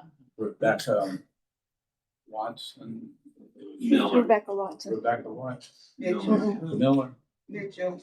Mitchell. Mitchell. She's from Gadsden. So you were saying under her direction that was loose? I don't know. I just know that since Dr. Pack and Kellen was, she had put her name in the pot then to be put in. I don't think it's fair to take a past administration and hold that against Kellen just because she was. I think that's a very disingenuous Yeah, I would like, I mean, if somebody has something, like some type of proof or anything you want to bring up that has happened recently, these Or past directly months, under her leadership. under her Yeah. leadership, if you have anything to bring to the table on Well, that, I would maybe she definitely learned a entertain lot from that. Dr. Pack on how to do Yeah. administration. Because she was She's working been with here Dr. 30-something years, right? I and mean, working directly working with in Dr. this, Pack yes. under that, She has more understands the experience. administration. And workers, came to us Yes. saying that they were really fearful about this process because they didn't want, a stranger coming in or someone who didn't know the processes or. There were reasons, but I just think we're making a mistake not to interview someone from the outside. Well, and There may be an ultimate decision. and there may be a way to Someone do here this is where fine. we can have some There was some accountability I don't know if y'all read those resumes, from the outside as well. Some of them were very good Mhm. from the outside. So- I find it very uncomfortable for me to saddle someone with someone else's guilt. Everything I have seen from Kellen has been exemplary, above board, hardworking, does have things in order, and like I said, has done a great job of creating peace. Mhm. I just don't want things to slip back to the way they were before Dr. Pack got here and everything was more organized. Yeah. Yeah. Mhm. That's understandable. Well, and that actually, I know there may be some safeguards that can be put in place on that too, or I mean, we do have technically, once she's here, we do also have her position to fill. And we could bring someone from the outside potentially that would help be more of maybe office management type situation that could make sure things were, if we're looking for a professional from the outside, that's a possibility too. Because this is not necessarily just a one, like if we make her But permanent, that we would be have her. difficult because then Kellen would be that person's supervisor. Mhm. And there was be no incentive for that person to suggestions be taken. Oh. One thing I'll say about Kellen too, when I made this motion the last time to open up the floor and take applications, what I really respected and appreciated about her was the next day she called me and she just, she said, is there something I've done, something I can work on for you to open it up and not, immediately just appoint me. So I appreciated that she wanted to get better. She wanted to know why I did that. What can I do to get better? That would be hard for me to do. And she did it. So I appreciate Director that. is also a at-will position. Right. If she fails an audit, Yeah, or if then we it can starts easily falling come in apart, and come back and we bring this to the table. will. Yeah. It's not Look, merit. So that's just one of the things we Statement. need to pay attention to. Yeah, I Right, agree. right. I agree. So I say we give her a chance. I Yeah. mean, I think it's time to vote. Yeah. yeah, okay. All right, all in favor? Aye. I made the Oh. motion. Well, you still have to vote. Oh, yes. All right, so you have 4 yeses, all those opposed? 2 opposed. All right, so motion passes. 5 yeses. That's pretty good. You don't like to talk that much? No, I'm so sorry. I took over and said, let's vote. No, I like it when you take over. Oh, it's fine. You're the vice chair. It's your job. Keep me in line. So 5 Oh. yeses? I don't normally vote unless in don't, case yeah. of a Oh, tie. okay, Yeah. okay. Okay. Am I doing that right, Ben?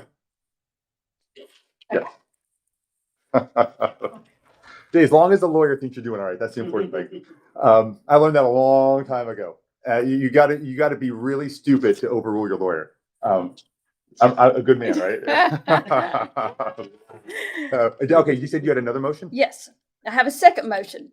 Also, after speaking with Penny, and this might address some of the issues y'all were talking about, I wanted to propose a chief of staff position. This position would be opened up again, could be the same applicants that came in. The funding is there from where Kellen, her position, so we have the funding. This person's primary responsibility would be to work with our libraries so that there's continuity across the state with policy implementation, with making sure. And if you're talking about a chief of staff, Chief that of could staff. also safeguard any potential Yes. To make sure lack. that deadlines Yes, for yes. organizations. I could actually see this Yes. being very positive. Yes. Because it would create a check and balance Yes. with the director. The only other problem is another layer of bureaucracy. It's government. What hope do we have? And how long do you have to, if you're creating a new position, what is the? Because Yeah. Penny says because because it would be not a merit, a state-based position. Once Kellen is appointed on the December the 1st, this position could be, the applications could start for this new position. But it wouldn't be a state-based position. Exactly. It would be another at will. At will, just like the one we had. But we have the funding for it. It would be equal pretty much to Kellen. It would be a chief of staff, so it would not be assistant director. Okay. And their responsibility would be the things we've talked about. We would have to create. Oh, really? So they'll be Yeah, you have to like have the implemented statewide. Yes, it would keep and a the lot code? of it from coming to the board because Okay. this person would be the contact person. With these new policies, every library is going to have to go through updating their policies again. And we know that was a lot of work on the APLS staff last year or year before last. So this person can help them to update their policies, sign off on their policies, any questions, so that it doesn't come to the board. That would be the person responsible. So you'd have to have a written. We would have to write up a Yeah, responsibility. rubric. Yes. Responsibilities. Yes, so and I that's talked to Penny about that already. Yes, yeah. So Okay. Do we want to move forward with that model? Did you make a motion? I make a motion for a chief of staff position effective, applicants available effective December the 1st. I would just say as soon as possible. As soon as possible. As soon as possible with the 30-day window. Yes, For applicants. 30-day window. And the same people that applied can apply for this one because there were some great applicants. I'll second it. Yeah. mail. Does that sound correct on the wording? All right, good. Thank you. I want to check. I wanted to make sure as soon as possible and then 30-day window because if there's not specifics in a motion. Yeah, you want to have specifics in the motion. All right, so we have a motion and a second. Is there any discussion? If I hear a discussion, we can vote. All those in favor say aye. Aye. All those opposed? All right, you guys have it. All right, would you like to, let me run get you going. Well, should we tease her? No, don't do that.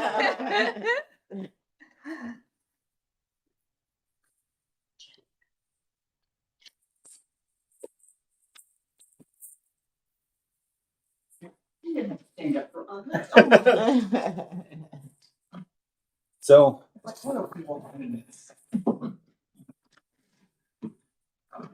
Helen, it is my pleasure to let you know that you are no longer the interim director. You are the permanent. I'll just go ahead.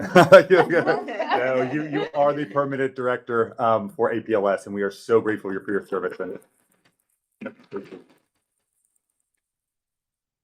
So we haven't ran you off yet, huh, with all of our questions? No, I tell you what, Stephanie, be careful now.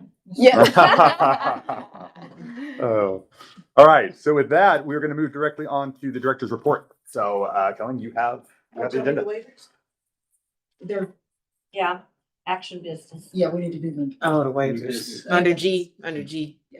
Yes, that's under the director's report. Yeah. So, Okay. yeah, financial waivers. I'm sorry. No, that's a new business. You're right. Yeah. Look, guys, you might need to replace the chairman. I can't do this forever. So financial waivers, that is in your packet. If you want to look those over, quick. Kellen, would you like to give us a quick explanation and your thoughts? Well, Katie and I actually have already discussed it, and we think that all of them are, it's very good to go for waivers. Okay. You don't see any issues or? Okay. Do I have a motion to? Responded, have they requested waivers of this type of force? I would have to go back and look at our. I'm sorry? I have to go back and look at our record. Okay, but because that's what one of the things we've always looked at before, Mhm. when people have requested waivers, is how often do they request waivers? And when was the last time they requested a waiver? And it also comes into play what they requested waiver for. Exactly. There's a lot of things going on there. Yeah. So if you want to talk a little bit further about it, as far as Talladega, there were some issues there, but those have all been resolved. And Is that the only, how many waivers are there? 4. yeah, I'm just talking about the first one, which is Yeah. Talladega, Yeah. because that was I'm most familiar with that one. They had some issues, and the issues were kind of disagreements between the board and the director, and that all has been It resolved. almost sounds like a fraudulent thing. It's such a big amount of money. No, it's basically that, no. So if there was, it wasn't on top, it wasn't, they didn't lose any money. Okay. It was basically that the director had accidentally reported that money never existed. And so unfortunately, when you look at it, it looks like they've had this massive reduction. That's not what happened. And then there were some issues between the director and the board, and those items have been resolved by the Civil Service Board in Talladega. And they've cleared that up. Okay. So that's. But it wasn't the library as a whole's fault. Like it was. No, yeah. no.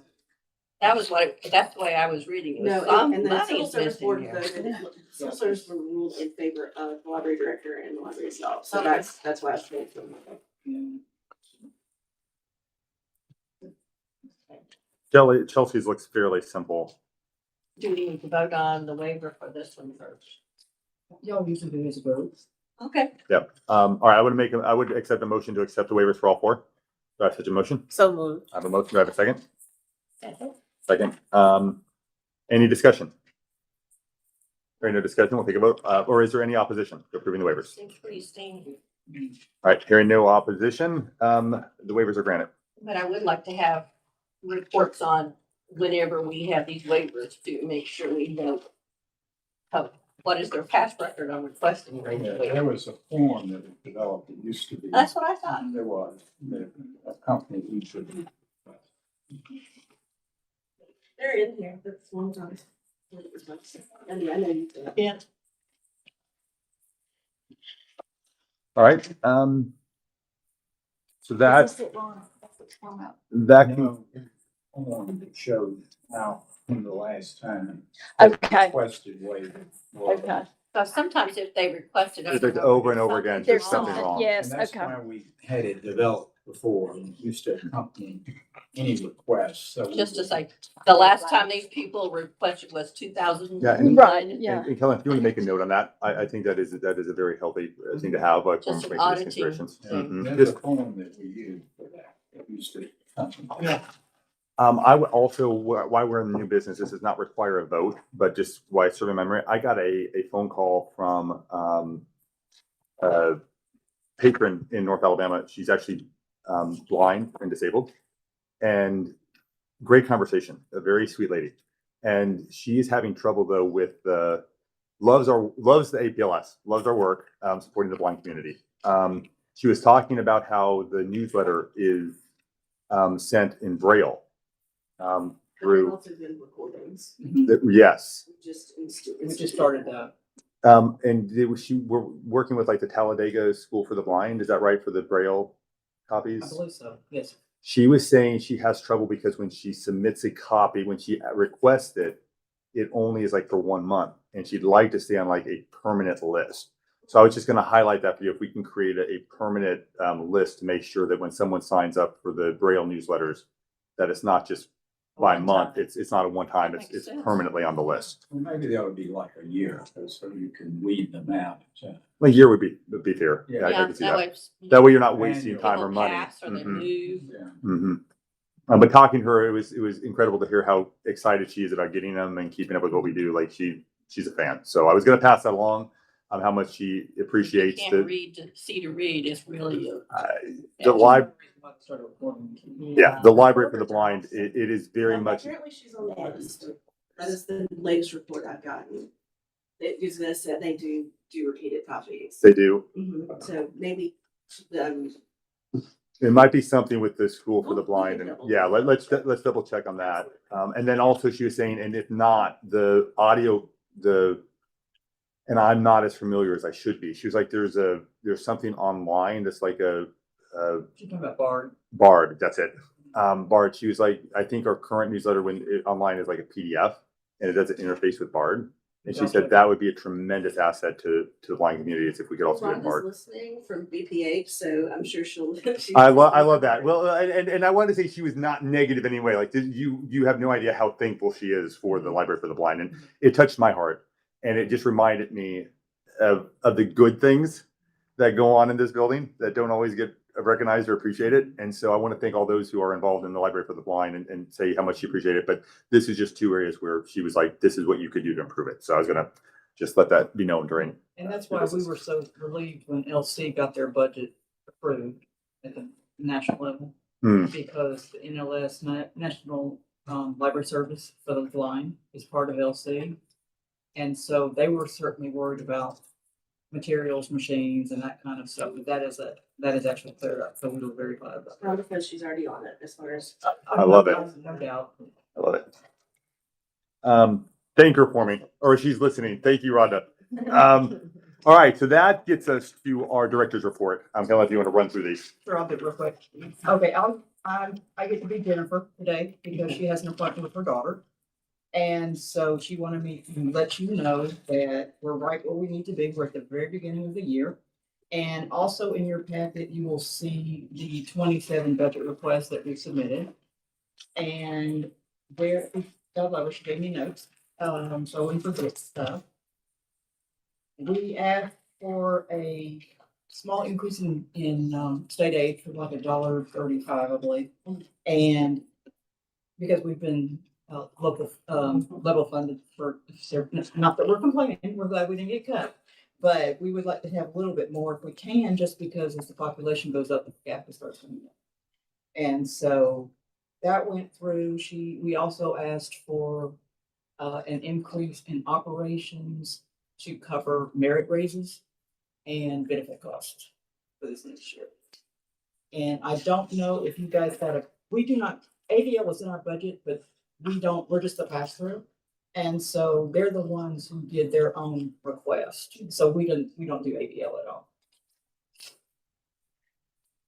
All right, excellent. And I'm gonna take it upon myself to try to get us a little back because we lost 9% back a couple of years ago, and I would not mind trying to get that back. Yeah, we were trying to keep our head down, you know, just kind of. Don't worry, I'll stick my head up and get hit. I'm unfortunately used to it. I think that's it for finance. I'm also Randy today. I was gonna say, are you ready? Yeah, Randy is out. No, Johnny's not up a tree from a tornado or anything like that. For those in the room who don't know, he's my favorite employee here because he actually literally got picked up by a tornado, thousands of feet, and then put in a tree. Dropped out of the sky into a tree. Broke his back, some other stuff, but he is. He has 9 lives.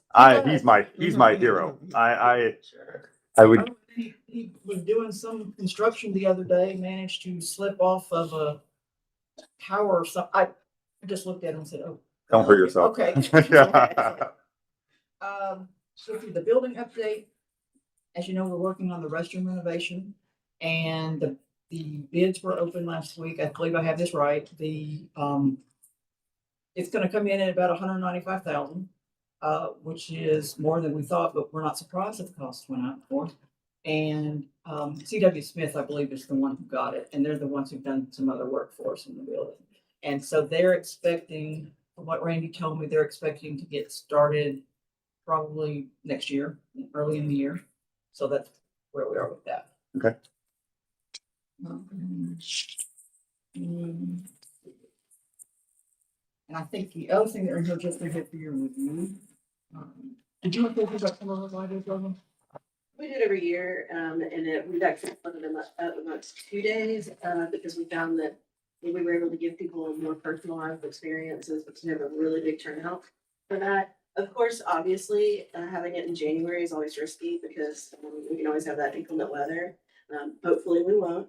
But they do breakout panels. We have a lot of different people who do a lot of just stuff getting people ready for summer reading. It's particularly beneficial for those libraries that just don't have as big of a budget. So we are able to, kind of help new directors, which we do within our new directors orientation. But this is just an intensive day, and we watch every day. You get an intensive experience to learn about how you run a summer reading program, best practice, the performers they really loved, all this kind of stuff. Barb does an incredible job with it, and we're really looking forward to this one that's coming up. Yeah, no, I'm excited about it. And something I would highlight, like, I don't know if she's ever looking for input, but with the 250-year anniversary of our nation. We have something going on. Yeah, I could see that being a really cool thing we could do with libraries. We're gonna have it We have a very talented kind of entertainer librarian who works here. Who, when we were starting to talk about the 250th birthday, he started regaling us with tales about it. And we probably sat there for 20 minutes listening to that as opposed to our planning. And then I was like, I think you found yourself an assignment. Yeah. So, I like yeah, it. so we have that in the works as well. That's awesome. Right. The next admin meeting will be January the 22nd. And our plan is for that one, I think it's to invite OCLP. Right? Give people better opportunity to use it and learn it. That's why we want to bring them in, just so they can talk about it. See, I think. Is that meeting at 10 o'clock? Yes. And it's gonna be hybrid, right? It may be completely virtual depending on what bathrooms. True. Oh. Well, I don't think she might not have to come all the way from. And I want to say you had the front, I'm sorry, I skipped over the front desk statistics, but they were just in your package. Yep, we saw. And I am happy to report service certifications. At least one of them are actually here. And so it's Tim. He works downstairs. He's one of our readers advisors. Tim is visually impaired. He has a service dog named Scruff. And so I'm sure they will both be up here in just a second. So we need to. Okay, if we get a picture, I want a picture with the dog in the picture. Oh, I know. Like, that is a must. Yes. I like dog better than people. I like dogs better than people, to be honest. Like, Yeah, his previous dog Cody retired earlier this year, and so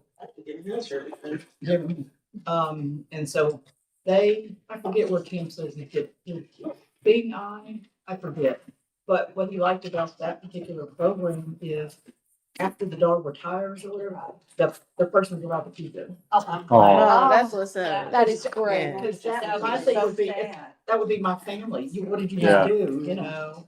And so Scruff is, God love him, he's like maybe 2 or something like that, but he's not. So I think y'all would like him.